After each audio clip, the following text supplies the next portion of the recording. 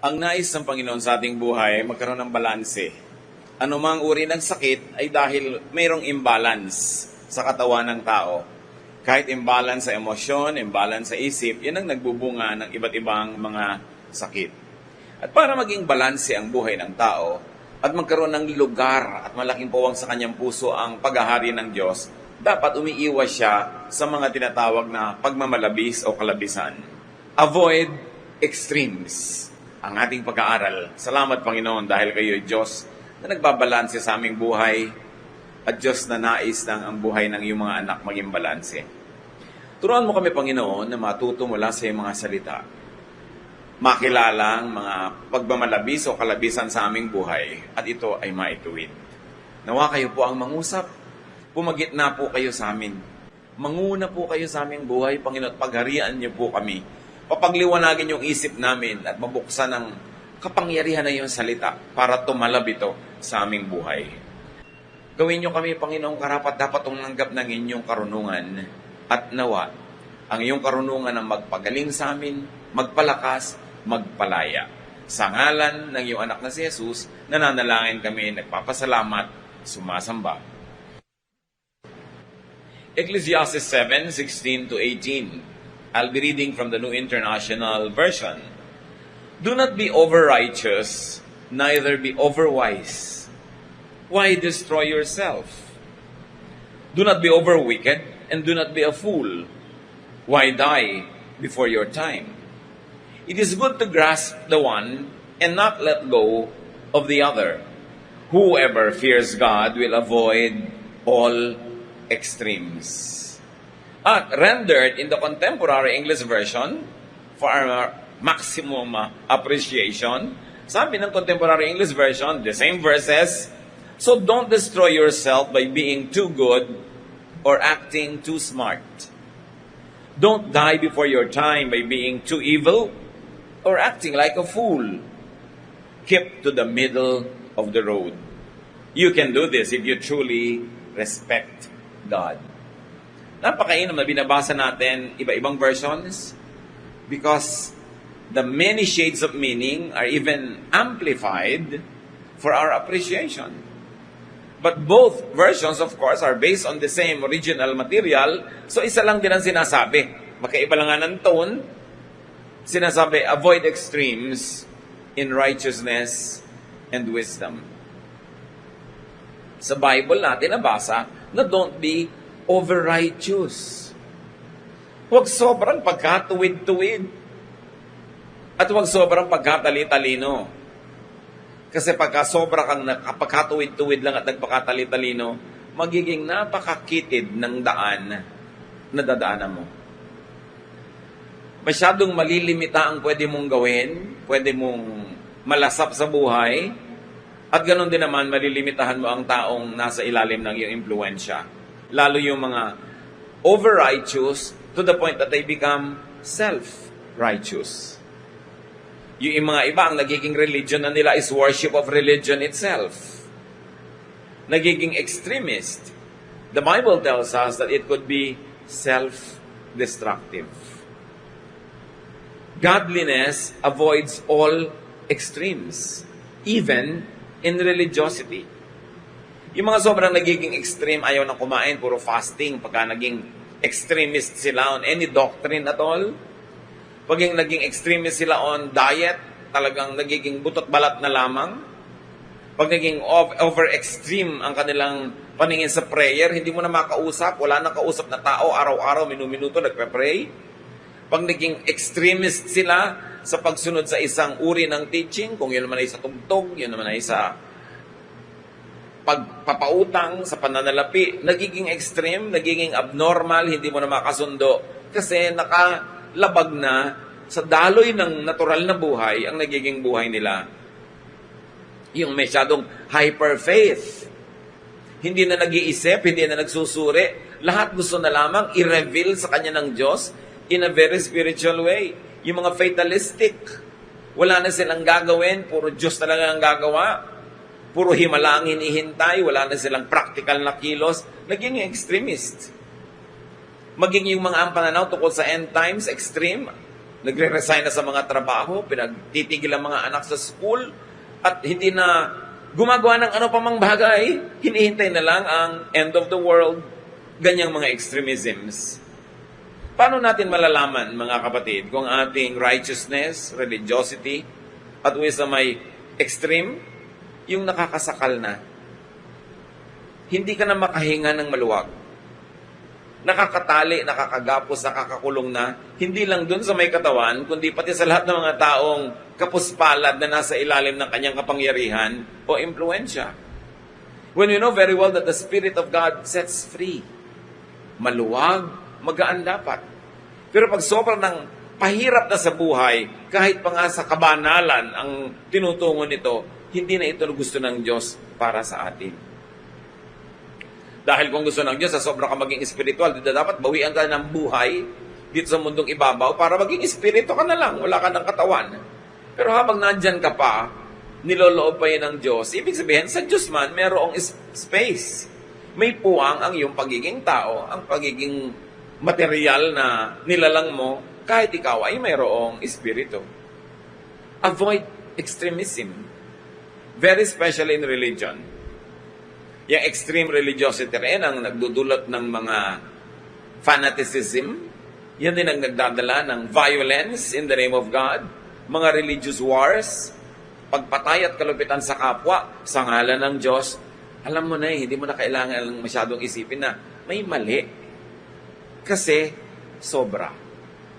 Avoid extremes in wickedness and foolishness also. Sabi sa atin ng Ecclesiastes. Pagka sobra kang masama, lalo at kaya mo. Mga kapatid, emphasize natin ito. Pag may kakayanan ka maging masama, mas lalo ka mag-ingat. At ano yung kakayanan? Yung may kapangyarihan ka. Kaya mo. Walang lalaban sa'yo o may lumaban man, talo mo. Mas malaki ang iyong posisyon, mas mataas ang iyong kalagayan, mas marami kang armas, mas marami kang kayamanan, mas kaya mong maging masama. Mas dapat mag-ingat. Sabi, bakit mo hahayaang mapaaga ang iyong kamatayan dahil ang sama-sama mo? Siyempre, pagka masama ka, mayroong magagalit sa'yo. May magdidilim ang paningin, may magbabalak na wakasan ang iyong buhay. At kung hindi man tao ang mag-isip noon, Diyos ang magbibigay sa'yo ng balanse pag hindi ka nagkusang mag-balance. Pag napapansin natin, mga kapatid, na medyo sumasama na yung ugali natin at nakakapangyari tayo, pag napapansin natin medyo umaabuso na tayo dahil kaya natin, tayo na ang mag-volunteer na mag-ayos sa ating sarili. Huwag na natin antayin na, number 1, tao ang pumutol sa ating mga sobra o kaya hindi man tao, Diyos. Mas masakit. Mas mabuting tayo na ang mag-volunteer na, teka, umaabuso na ako, ikokorek ko na ang sarili ko. Sumasama na ako ng sumasama. Kailangang magbago ako. At sabi, bakit ka magpapakahangal ng sobra? Ibig sabihin, hindi naman ina-expect sa atin na wala tayo ni kaprasong kahangalan. Kasi nga mga tao tayo, mga imperfect tayo, tayo nabubuhay sa mundong ito. Pero sabihin, huwag kang sumobra. At ang daming mga tao, because of foolishness, maagang namamatay. Hindi nag-iingat, sobrang nagiging pabaya, sumusuot sa napakarami mga panganib, napapahamak, hindi lang sila, pati mga mahal din nila sa buhay. Bakit natin dapat ingatan yung mga sarili natin? Kasi kahit hindi mo ingatan ang sarili mo, sirain mo yung katawan mo, pag may sakit ka na, hindi ka rin naman matitiis sa mga nagmamahal sa iyo, alagaan ka rin. Unfair sa kanila kung alaga sila ng alaga sa iyo dahil hindi ka nag-alaga sa iyong sarili. Unfair sa mga tao na mahirapan dahil hindi ka nag-iingat. Yung mga nag-i-indulge sila sa mga dangerous activities, pwedeng ma-aksidente, pwedeng ma-paralyze for life, aalagaan at aalagaan ka rin naman ng mga pamilya mo at nagmamahal sa iyo.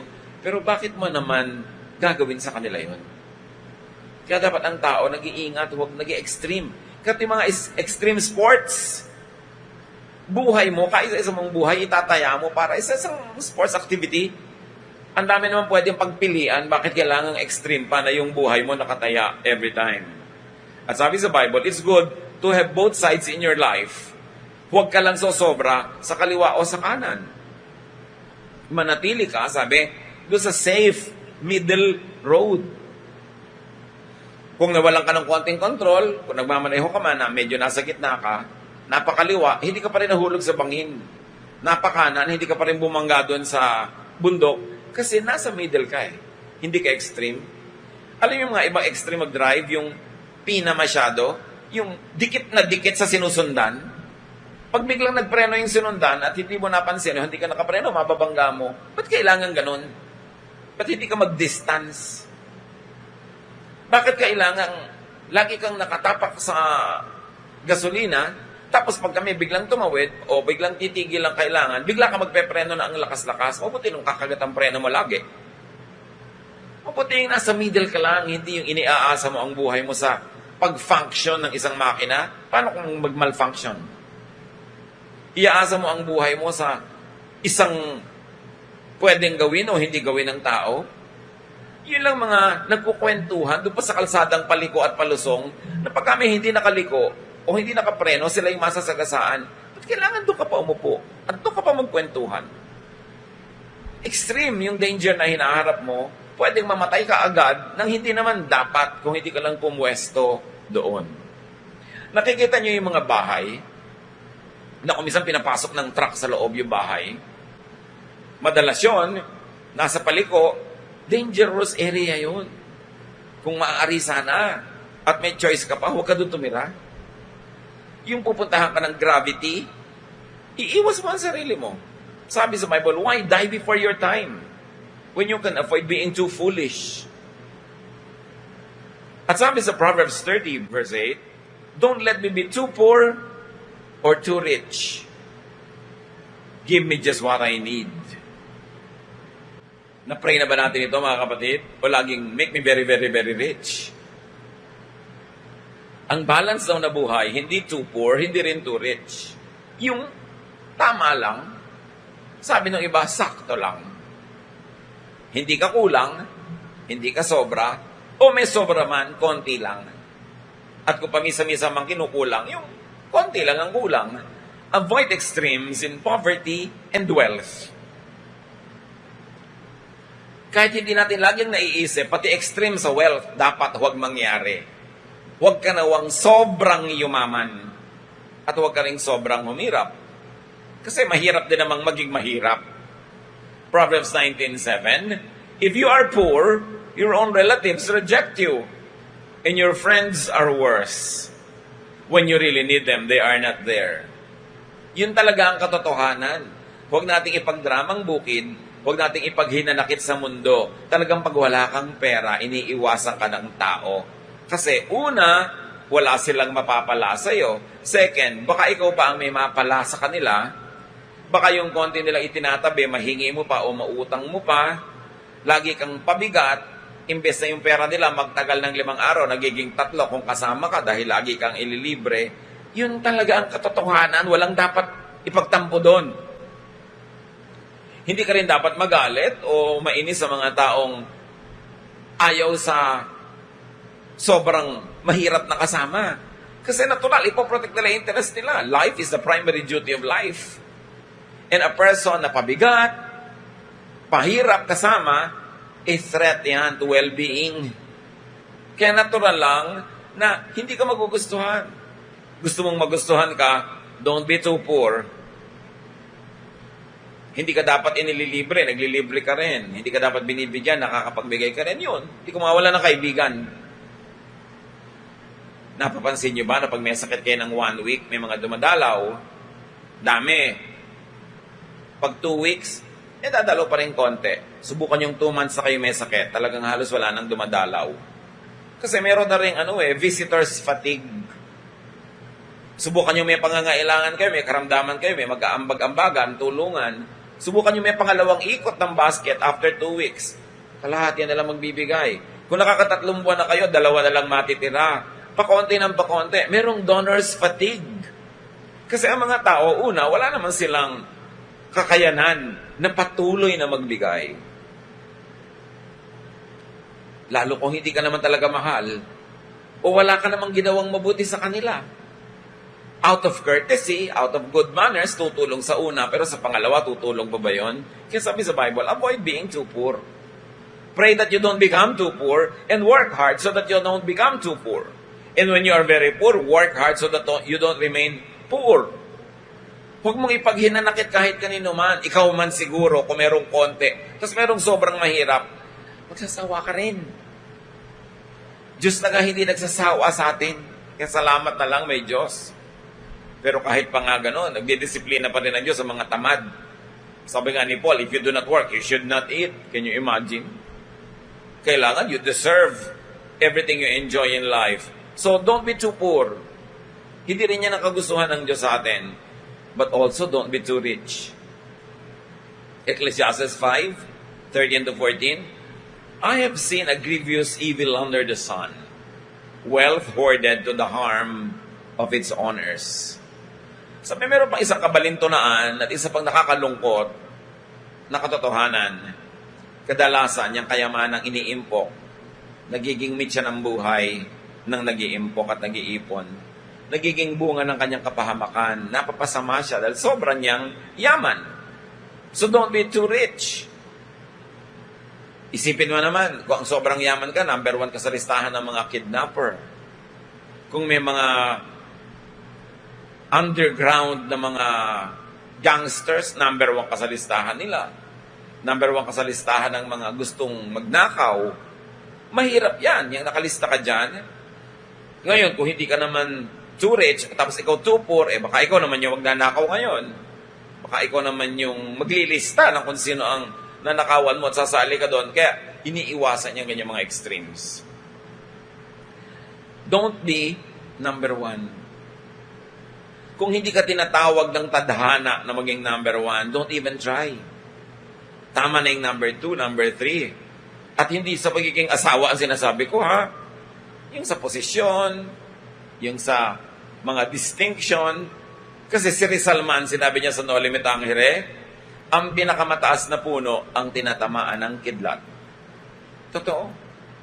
Kahit sa politika, pag nagkakaroon ng change of power, nagkakaroon ng mga change of dynasties, yung mga pinuno lang naman na talaga napapahamak, sila yung nakukulong, sila yung nadedemanda, sila yung nababaril, na-assassinate. Pero yun ang mga pangalawa, pangatlo, tuloy pa rin ang buhay, masasagana pa rin.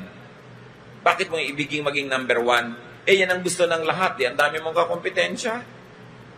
At makuha mo man yan, sandali, you have to work hard to keep it. Kaya kung hindi ka natural, nakatadhana maging number 1, huwag mo nalang sikapin. Huwag na lang, mapapagod ka lang. Number 1 ka man o number 10, pareho lang din naman kayo namamatay. Pareho lang din kayo nabubuhay. So why stress yourself? Mahirap mag-maintain ng posisyon na number 1. Laging merong contender. Laging merong gustong umagaw. At ang problema pa nga, pag you're at the top, sabi nga nila, is lonely at the top. Wala kang katabi kasi ikaw yung nasa top. So, linawin natin sa isip natin, mga kapatid, meron talagang nakatadhanang maging number 1. At yung mga nakatadhana na yon, gifted na yon to be able to survive and even thrive in being number 1. Pero kung sobra kang trying hard, hirap na hirap, talagang gumapang, gumulong, sumirko para maging number 1 lang, huwag na lang. Relax. Kahit number 1, namamatay. In fact, maraming ang kaya namatay, number 1 eh. Kaya nakulong number 1. Pero yung mga kasunod nila, mga lower ranks, hindi naman mga nakukulong pag nagkakaroon ng change of regime.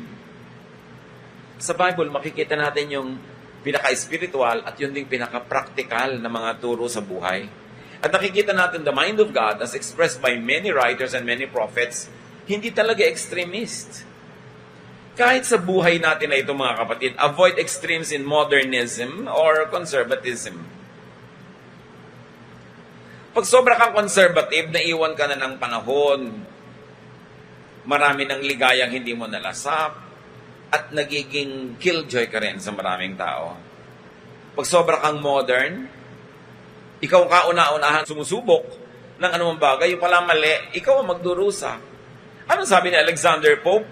Be not the first by whom the new are tried, nor yet the last to lay the old aside. Huwag daw ikaw ang kauna-unahan sa anumang bago, kasi experiment pa lang yan. Kasi may mali pala, di ikaw ngayon nagdusa. Kahit sa mga procedures, scientific procedures, mga medical procedures. Kung experimental stage pa lang, ikaw agad yung nandun. Yung pala may mali. Di ko nagdusa. Pero wag din naman ikaw yung kahuli-hulihang dumampot ng bago. Kasi by then, luma na yun, naiwan ka na rin ng panahon. In other words, wag din maging extremist. Kahit sa fashion, kahit sa hairstyle, pag laging gusto mo, una ka, ang tingin sa'yo ng mga tao, baliw. Di ba yun namang mga usong damit, usong buhok, habang hindi pa uso yan, mukhang baliw yung may suot. Kasi hindi pa sanay ang mata natin. Pero pagka hiping kulelat ka naman, ngayon ka pa lang makikiuso. Yung mga iba, Pastor, pwede po bang maghigaw ang lalaki? Nauna na sa'yo si Pabs Daddy Bass ng 1970. Ngayon ka pa lang maglalagay, hindi na uso yan. In fact, wala na nga eh. Huling-huli ka na. Sobrang kulelat. Nagmumukha ka ng katawa-tawa. So kung makikisunod ka, yung huwag naman masyadong huli.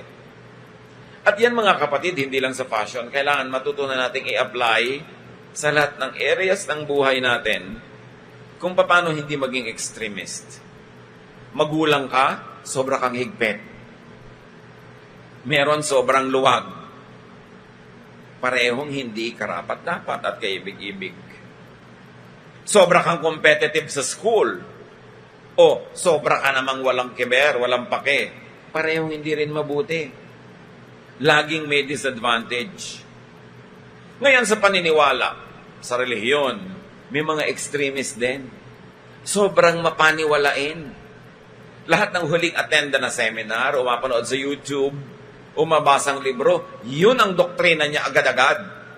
Extremist, hindi pa nakikita kung paano ito tumatalab sa buhay ng iba, siya na agad ang mauuna. Kaya kung merong damage, siya rin ang nadadamage nun. Kaya ang sabi sa 1 John 4:1, Beloved, do not believe every spirit, but test the spirits to see whether they are from God. For many false prophets have gone out into the world. Sabi, hindi ko mumukhang religyoso, hindi ko mumukhang tama, hindi ko may religious title. Maniniwala ka na agad. Suriin mo muna. Huwag kang kaagad-agad lulundag at sasali. May umuso na church administration style sa ibang bansa. Keto ka, kopya ka na agad. Yung pala, ang daming cultural damages na gagawin sa church mo. Nakakapag-split-split kayo tuloy. Na hindi naman dapat nananahimik yung church nyo. May bagong seminar na inattendan yung leader kung saan. Yun agad ang i-adopt sa inyong church. Nagkakagulo. May mga extreme pa sa diet at sa mga fad.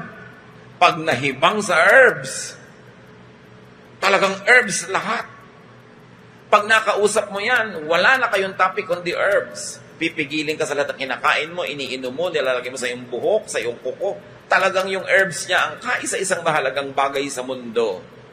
Pag may nahibang sa isang doktor o quack doktor o kung sino man, sobrang extreme. Nararamdaman nyo yun, nakikita natin yun. Mahirap kasama, nakaka-oppress, nakakasakal. Lalong-lalo kung hindi pa tested ang kinahihibangan. So do not be extremist in faith and in belief. Pag may gusto talaga ipagawa sa iyo ang Diyos, hindi ka naman niya mamadaliin, bibigyan ka niya ng time mag-isip. Bibigyan ka na niya ng time nagsuri, magbulay-bulay, manalangin. Huwag agad-agad gagawa ng mga mararahas na bagay dahil akala mo yun ang kalooban ng Diyos. Hindi ka mamadaliin ng Diyos. God is eternal. God is forever. May oras siya.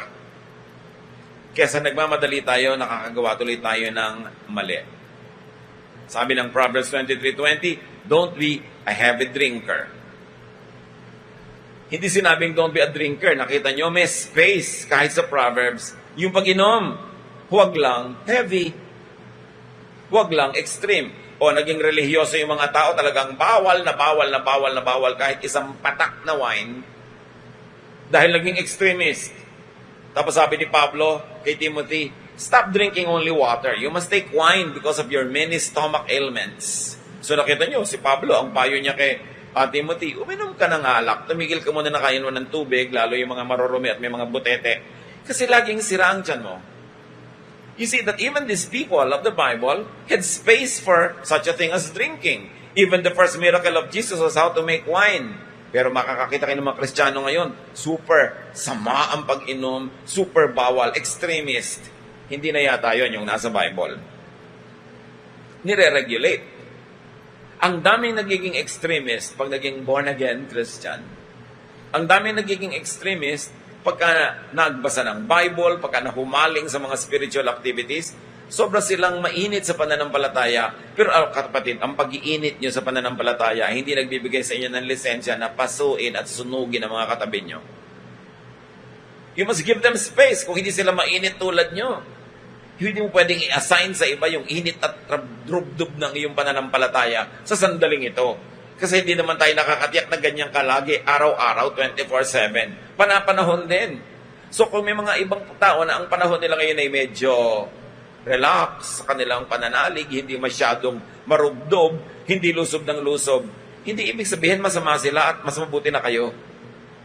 Sabi din ni Solomon, for everything there is season and a time for every matter under heaven. May mga tao na nasa tersera ang kanilang kambyo, merong nasa primera, meron naman nagwa-warm up pa lang. Meron naman na overheat na, nagpapahinga yung sasakyan nila. Hindi mo pwedeng hanapin sa iba yung init mo, yung speed mo, yung intensity ng yung pananalig sa oras na yon, kasi kahit ikaw din naman nag-iiba-iba. Huwag extreme. Kaya kung minsan napakahirap yung mga tao na napapahilig sa Bible, kung may conviction na agad sila na hindi nila ito kakainin, ina-expect nila conviction na rin ng iba. I-assign na nila sa iba yung conviction nila. Pagka meron silang conviction about anything, katulad nung dapat ba naglalagay ng parol pag Pasko, o may Christmas tree, o may Santa Claus, may conviction sila na wala, mamasamain nila na yung mga naglalagay.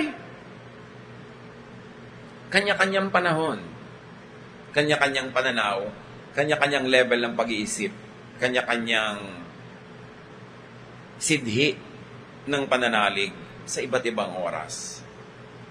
Basta ang mahalaga, don't be a heavy anything, hindi lang sa drinking. Kahit ano, yung nahilig ka sa orchid, lahat ng pera mo pumunta na sa orchid, wala ka nang binili kundi orchid, orchid na lang ang topic mo, extreme. Yung emotion, madalas nagiging extremist pag na-in love. Talagang nalilimutan ng lahat, itinatakwil ang magulang, binibigay ang bank account, kasi na-in love. Tatandaan nyo ha, yung mga emosyon na ganyan, meron din yung time element. Hindi ka nakakatiyak na bukas ganun mo pa rin yan kamahal. So huwag ka maging extremist sa pagtitiwala, sa pagbibigay. Meron lang akong isang pamangkin dyan sa Facebook. Dito, meron ako na-meet na girl, love na love ko siya, in love ako. After 2 weeks, ayaw na daw niya. Ang problema, nabuntis na niya in 2 weeks time. So sasabihin niya sa babae, alam mo, hindi na kita mahal. Hay, bakit mo ko binuntis? Noon mahal kasi kita, ngayon hindi na. Paano ngayon to? Naging extreme din naman ang pagbibigay kasi nito si babae. May consequence. Hindi ko mamahal na mahal nyo ngayon. Ibig sabihin, patuloy nyo yung mamahalin. So, hold it a bit. Withhold and do not give everything. Huwag kayong maging extremist. Ganon din yung mga obsession, yung mga gusto sa buhay. Yung mga nung 70s, mga aktivista, yung makibaka, huwag matakot, ibagsak ang gobyerno, no? Barilin lahat ang mga sundalo, mamumundok. Ang dami na ngayon mga nasa mga corporate world. Nag-immigrate pa nga sa USA, yung ibagsak ang imperialistang kano. Ayun, US citizen na. Kasi kahit mga political convictions at mga pananalig at ganyan, naiiba rin sa panahon. Ang mahalaga, huwag kang magkakaroon ng permanent damage for a temporary feeling. Huwag kang magbayad habang panahon sa isang uso lang ngayong araw na ito, sa flavor of the month, sa flavor of the day. Hindi mo alam. Huwag maging extremist. Keep to the middle of the road. Every godly person will stay in the middle of the road, even in areas of spirituality.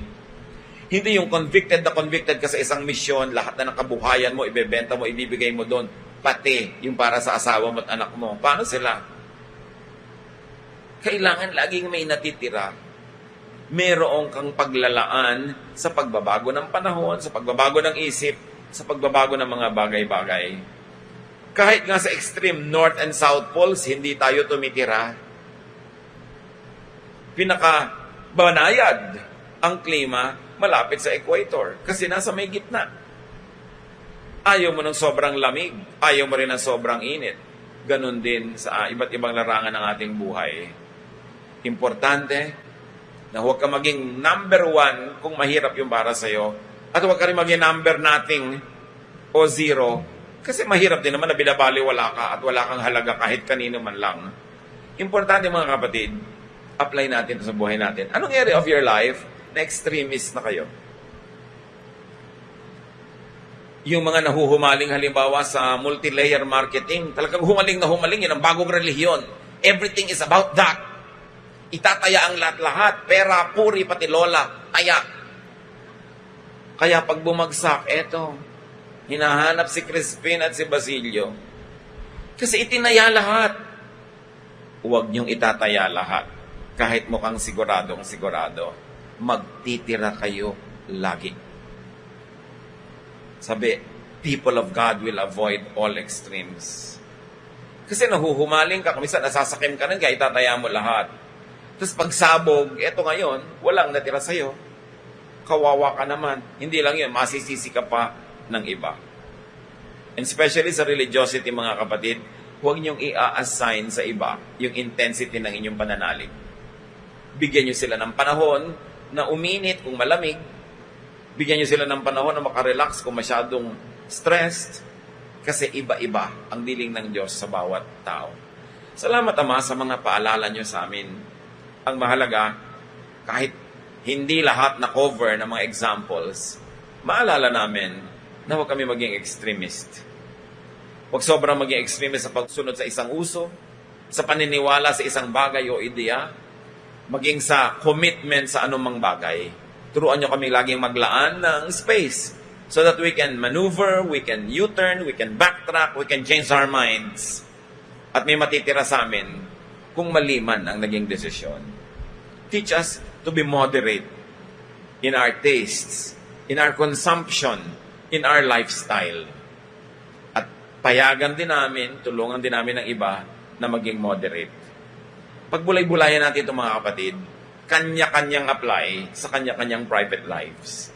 Lord, turuan nyo kami na mga ideya na ito na galing sa mga pahina ng iyong salita, tumalab, maging totoo at pakinabangan namin sa pang-araw-araw na buhay.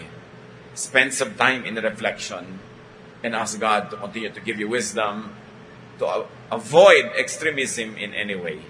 Lord, as your people sit still and remain silent, let your Spirit finish this message and apply this in everyone's life.